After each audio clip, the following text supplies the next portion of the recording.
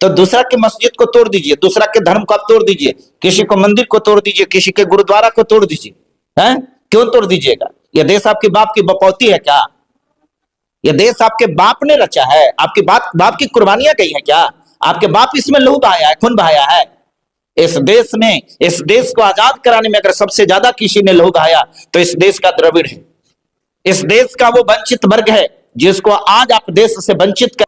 यीशु मसीह के नाम में आप सभी को जय मसीह की। चलिए आज हम बात करने वाले हैं, जो कुछ ने आप वीडियो क्लिप को देखा वो अभी मिनिस्ट्री हैं, यानी वो कौन मिनिस्ट्री हैं जो आप लोग को नहीं पता है, तो चलिए पहले हम आपको दिखाते हैं और सुनाते हैं कि वो पास्टर चित्तरंजन सर हैं और बहुत बड़े पास्टर हैं, यानी जहानाबाद का मिनिस्ट्री मानते हैं और नीमन वीडियो वाले को छक छोड़ा देते हैं।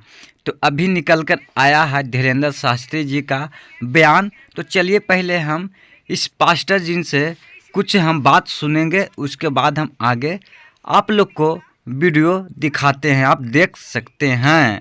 वो के मतलब सबसे पहले तो आपके चैनल पर देख रहे जितने भी हमारे दर्शक हैं सभी लोगों को जय मसीह कहते हैं। और आपको एक बात बता देना चाहते हैं कि धीरेंद्र शास्त्री को लोग बहुत सीरियस लेते हैं, लेकिन हम सीरियस लेते होते नहीं।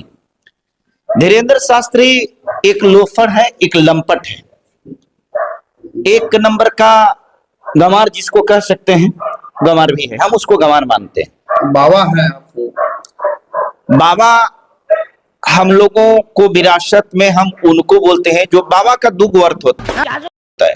एक बाबा जो मेरे पिताजी के पिताजी हैं, फादर्स ऑफ द फादर, उनको बाबा बोलते हैं, दादा बोलते हैं, एक ये। दूसरा बाबा के मतलब विद्वान होता है, जो बाबा इस दुनिया में एक हुए, दुनिया के तो नहीं कहे लेकिन भारत के एक बाबा, भारत में एक बाबा है, उनका नाम है बाबा साहब भीमराव अंबेडकर। इनके सिवा भारत में कोई बाबा नहीं है। ये बाबा के नाम पर ढाबा चलाने वाले लोग हैं। बात तो सही है। दूसरी चीज, गुरु है आप बोलते हैं, धर्म गुरु का काम धर्म चलाना है, धर्म गुरु का काम प्रवचन देना है, धर्म गुरु का काम देश में नफरत बांटना नहीं है, धर्म गुरु का काम नफरत के द्वारा देश को तोड़ने का नहीं है। अगर वो धर्म गुरु है तो आप हमको बताइए, हिंदू राष्ट्र बनाने की बात कौन कह रहा है? धीरेंद्र शास्त्री बोलता है। आप भी संविधान पढ़े होंगे। भारत का संविधान कहता है कि यह देश एक लोकतंत्रात्मक देश है, यह धर्मनिरपेक्ष है।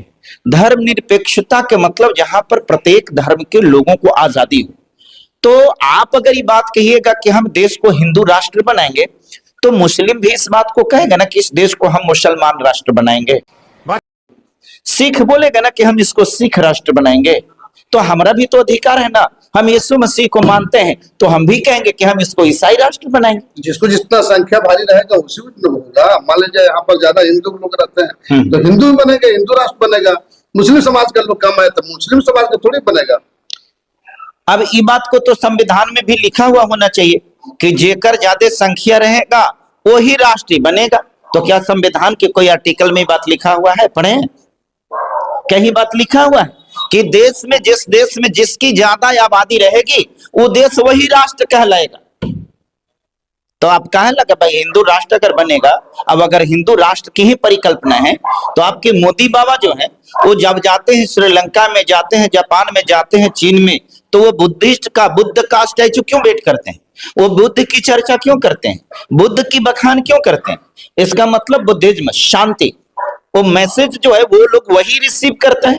जापान में आप जाकर के हिंदुज्म की बात करिएगा और किस हिंदू की आप बात करते हैं? वही हिंदू, जिस हिंदू में सबसे बड़ी आबादी जिसको कहते हैं जिसको हम तथाकथित हिंदू की बात करते हैं, जो यहाँ का एससी है, एसटी है, जिसके साथ में जानवर से भी बदतर व्यवहार किए जाते थे, उसे पहले वाला बात को आप लोग जो है ना लेकर के जाते हैं।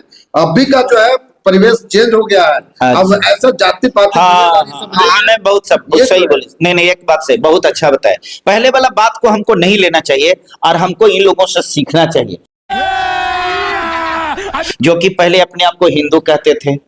हिंदू से भी पहले अपने आप को ब्राह्मण धर्म कहलाते थे। जिस हिंदू धर्म की बात करते हैं ना, वो सबसे पहले की अगर बात करें तो ब्राह्मण धर्म था, तो वो बदल दिए। हमको भी आप वही करे कि आप बदलिए, पहले वाला में मत चलिए। तो जैसे पहले वो ब्राह्मण धर्म कहलाता था, फिर उसके बाद में हिंदू धर्म कहलाने लगे। जब हिंदू धर्म का व्याख्या उसको परिभाषित किया जाने लगा कि हिंदू एक गाली है, तो अब उन लोगों ने कहना शुरू किया कि हिंदू नहीं, अब हम सनातनी हैं, हम सनातन हो गए हैं। तो समय के साथ अपडेट बेचारे कर रहे हैं, क्योंकि उनको अब मौका कहीं नहीं मिल रहा। गाली नहीं है सर, कौन आपको बता दिया? आपको हिंदू जो है हम लोग को जो है ग्रंथ में जो है, और जो है हम लोग खुद हिंदू को मानते हैं, हमारे हिंदू संस्कार है। हमारे हिंदू का मतलब ये नहीं है, हिंदू का मतलब संस्कार, हिंदू के मतलब संस्कार होगा। हम लोग संस्कारहीन नहीं है, हम लोग संस्कार पुरुष हैं। अब आप हमको ये बात बताइए, अगर आप हिंदू हैं तो आपका तो धर्मशास्त्र भी होगा। क्या वो शास्त्र है आपका, बताइए? वेद है, पुराण है, रामायण है, गीता है, महाभारत है, सब तुम हिंदू धर्म के ही है। रामायण है, महाभारत है, वेद है, पुराण है, शास्त्र है ना? इसमें एक आध जगह कहीं हिंदू शब्द बताइए, कहाँ अभी मजा आएगा ना? लिखा हुआ? कहाँ लिखा? सनातन है ना। अब आप हिंदू से फिर सनातन पर आ गए। सनातन जो है ना, उपनाम, पर्याय नहीं है, पढ़िए आप। इसीलिए आपको बताते हैं कि आप लोग पत्रकारिता तो करते हैं लेकिन स्टडी नहीं करते हैं। थोड़ा पढ़ाई लिखाई करके आया कीजिए पत्रकार महोदय। हिंदू धर्म का मतलब सनातन नहीं होता है। सनातन का मतलब होता है प्राचीन, सनातन का मतलब होता है पुराना। ठीक है, तो आप कहते हैं कि हमारा धर्म पुराना है? हमको खाली इतना बता दीजिए कि आपके धर्म को बनाने वाले, आपके धर्म को रचने वाले, ये धर्म, प्रत्येक धर्म के अर्थी होते हैं ना भाई, उसका फादर होते हैं ना। हाँ, तो आपके धर्म को किसने बनाया, किसने स्थापना किया, उसका नाम बताइए। ब्रह्मा विष्णु महेश। क्या बात है, ब्रह्मा विष्णु महेश धर्म को बनाया? ब्रह्मा विष्णु महेश कहाँ से आया? वही तो सबसे पहले, जो पहले आदि शक्ति थे, आदि शक्ति के बाद फिर ये। अच्छा, आदि शक्ति कौन थी? आदि शक्ति आप बोले, आदि शक्ति कौन थी? आदि शक्ति की रचना किसने किया, उसको किसने बनाया? आदि शक्ति की परिभाषा मालूम है? पढ़िए। आदि के मतलब होता है अनादिकाल, माने सबसे पुरानी थी। उस समय की बात है जिस समय ना धरती थी, ना चांद था, ना सूरज था, ना आसमान था, ना धरती पर कोई जीव जंतु था, ना इंसान था। वो हो गया आदि, है ना? और शक्ति के मतलब पावर, अर्थात वो समय की एक अपार शक्ति, है ना, जो किसी व्यक्ति के द्वारा क्रिएट नहीं किए जा रहे थे, जो किसी व्यक्ति के द्वारा संचालित नहीं किया जा सकता था, जिसको हम बोलते हैं नेचुरल पावर। वो है जिसको आप आदि शक्ति बोल रहे हो, वो आदि शक्ति नहीं, वो नेचुरल पावर था। ठीक है, और नेचुरल पावर को ही आप जिसको आदि शक्ति बोलते हैं, जिस आदि शक्ति को, जिस नेचुरल पावर को क्रिएट किया, वो हमारा परमेश्वर है। परमेश्वर का मतलब समझिएगा, ऐसे मत बोलिएगा। परमेश्वर जो परम ईश्वर है, ईश्वरों का ईश्वर जो है, जो ईश्वर को क्रिएट करता है, जो गॉड को क्रिएट करता है, वो परमेश्वर है। वो परमेश्वर अथाह है, उसकी शक्ति अपरंपार है, और उसका कोई रूप नहीं है, उसका कोई स्वरूप नहीं है, वो है परमेश्वर। बात तो सही है।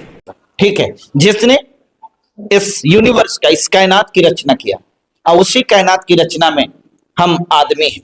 उन्होंने सबसे पहले आदम को बनाया। ठीक है, और आदम से ही हम आदमी बने। क्यों भड़क रहे हैं, आपको समझ में नहीं आ रहा?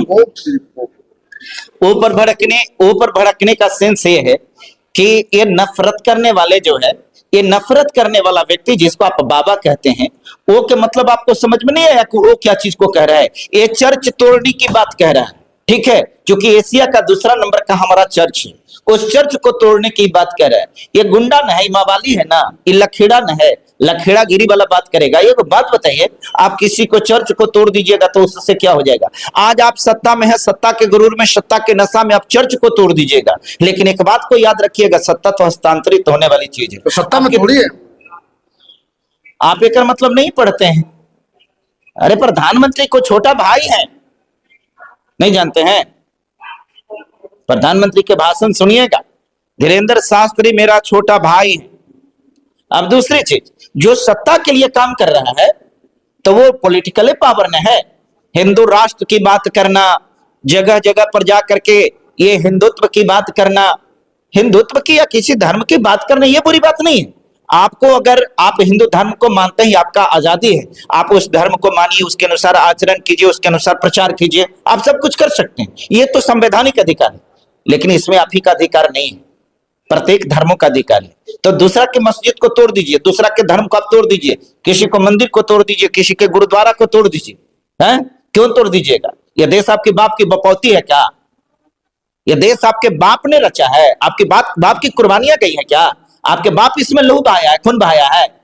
इस देश में, इस देश को आजाद कराने में अगर सबसे ज्यादा किसी ने लहू बहाया तो इस देश का द्रविड़ है। इस देश का वो वंचित वर्ग है जिसको आज आप देश से वंचित कर रहे हैं, उसके हक अधिकार से वंचित कर रहे हैं, वो है। बोलिए मत, एक दिन वो वक्त आ रहा है जिस दिन आप जहां से आए ना वहीं खरीद देंगे और वहीं जाइएगा। इस देश में आकर के पास्टर साहब धमकी, आप धमकी दे सकते हैं, आप मार सकते हैं, आप गाली दे सकते हैं, आप चर्च तोड़ने की बात कर सकते हैं, ये धमकी नहीं है।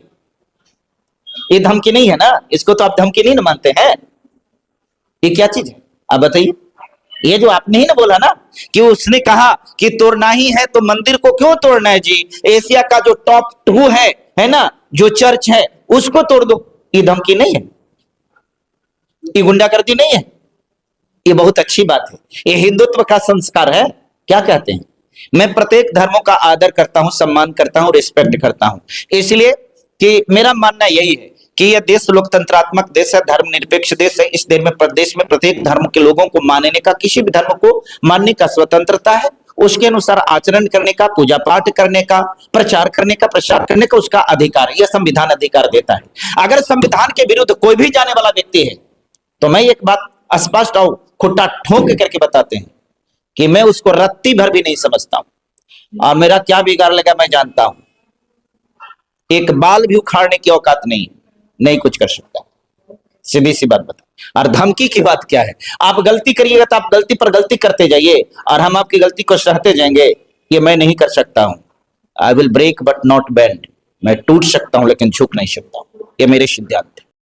दोस्तों, यीशु प्रेमी ने आपने देखे कि चित्तरंजन पास्टर ने कितने अच्छे तरीका समाधि से जवाब दिए कि पास्टरों को जितना भी थे उनको दिल खुश हो गया और जितना मीडिया वाले थे उनका दिल दहल गया।